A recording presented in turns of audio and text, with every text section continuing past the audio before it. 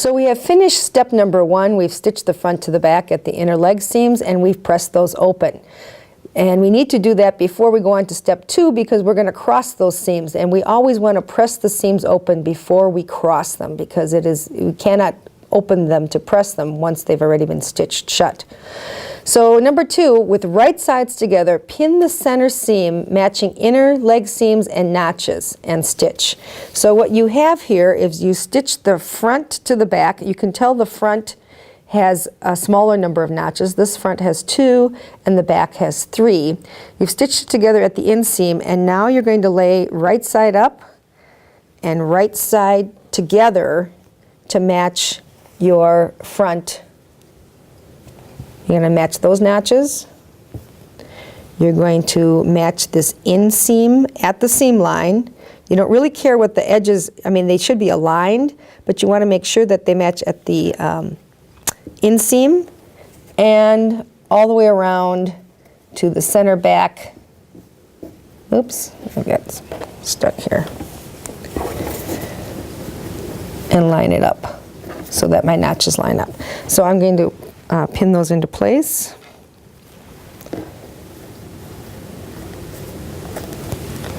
I'm going to start with the end, match up my 2 intersecting, and actually I'm pinning it right through the seam intersections, making sure that I have them together. And I'm going to stitch, I'm right-handed, and I'm going to lay this marking on the right side of the machine, so I'm going to make all the pins pull out from this way all the way around so that I can come around and stitch this in one continuous motion and easily pull the pins out. So I'm going to line this up here.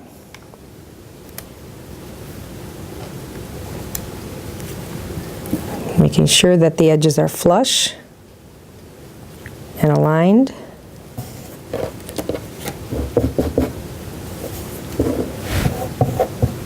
Okay.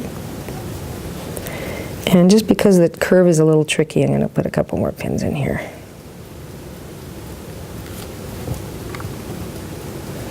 All right, now I'm ready to take it to the machine and stitch.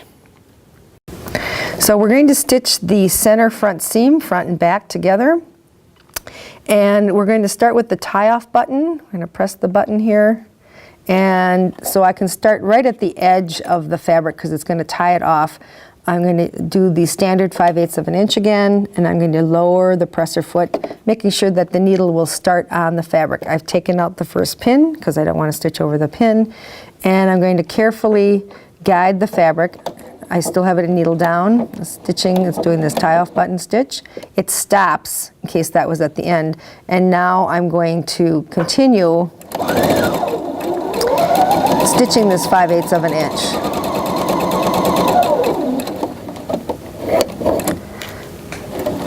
You see it's coming a little bit undone here. I could have used another pin. I want to make sure that these are aligned flush. And I'm going to have to estimate where this 5/8 is here because I have this big notch. You could draw it on there for yourself as well.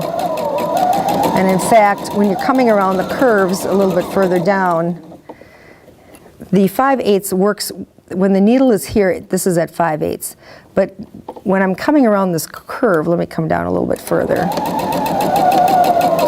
You're going to have to judge that here it's at 5/8 because if I continue pulling this down here, it's going to go too deep.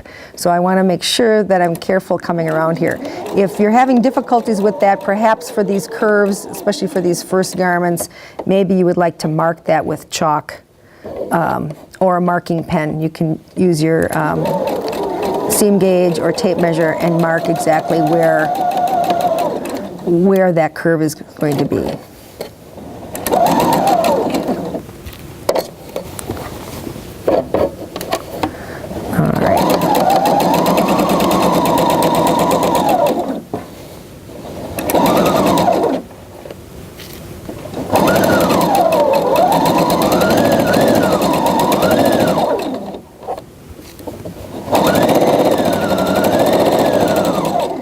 And then I'm going to do the tie-off button at the other end as well.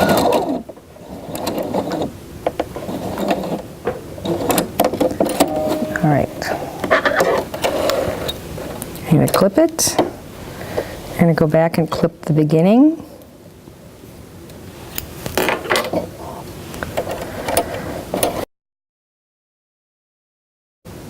Okay, so we've done the first row of stitching, and now you need to reinforce. This is a very high stress area in the crotch of the pants, and so we're going to reinforce between the notches. So between the front notch and the back notch all the way around this curve, we're going to do a reinforcing stitch either right next to the first line of stitching or up to 1/4 inch away. So about 1/8 of an inch away is fine as well.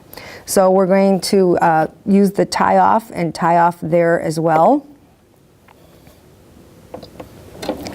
So we want to keep those stitches from unraveling. And so you can either guide yourself, I'm guiding myself on the inside of this presser foot along my actual stitching, or you can guide yourself the certain distance away from the cut edge. Either way works.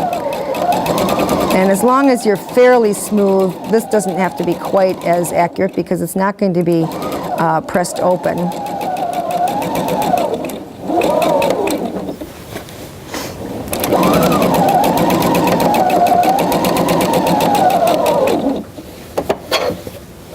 So you could follow along at like 1/2 inch or 3/8 of an inch out here as well, if you prefer doing that.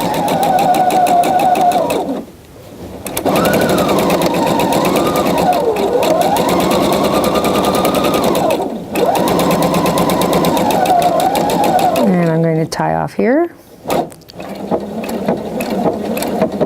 And I'm going to tap it to release the foot. Or the needle, I should say, not the foot. Okay, so now we've reinforced the rise, or the crotch seam, as they would call it. And because we can't press this curve open, there's no way to press this open. First of all, we have 2 rows of stitches, but also you can't press a curve open. We are going to trim that seam down so that there's more room for movement. And the way to trim that down is to cut it down about half the actual or original seam allowed. So we don't want it to be too small, but we want to cut away at least 1/4 inch, not quite 3/8 of an inch, to reduce the bulk in that seam.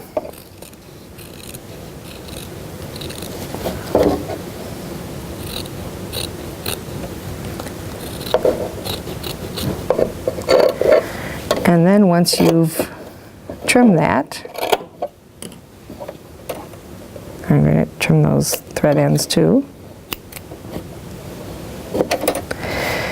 Now we can go ahead and embed all the stitches with the iron, and then you can go and open this up. You'll want to open the top up for the casing anyway. So you want to press them flat, finger press it open, and then when you come to the curve, you can try and with the tip of the iron, come in and press a little bit along this edge.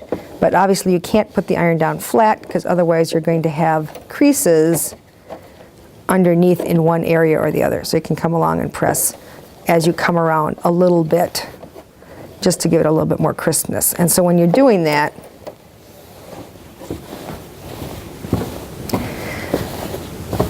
one leg can be flat and the other one is going to have this area. So you just want to press up to the seam and not past it. And then of course the back as well can be pressed open on top. So you can press this area up to here open.